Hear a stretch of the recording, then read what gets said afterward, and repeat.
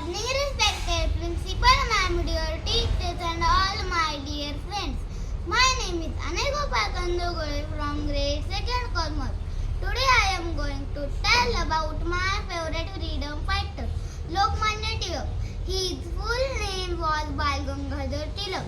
He born on 23rd July 1856 in Ratnagiri. His father's name was Gangadhar and his mother's name was Parvati Bai. His popular statement was, स्वराज्य is my birthright and I shall have it. स्वराज्य हा माझा जन्मसिद्ध हक्क आहे, तो मी मिळवणारच.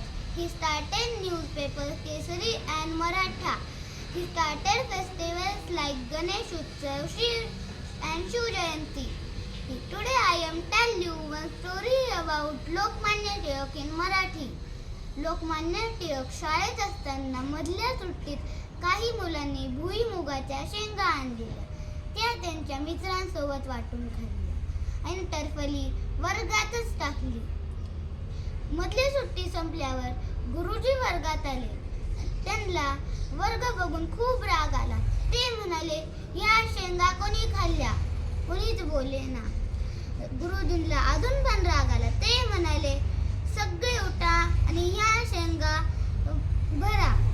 सगळे उठले आणि वर्ग साफ करायला लागले. मात्र लोकमान्य टिळक त्यांच्या जागेवर बसून राहिले.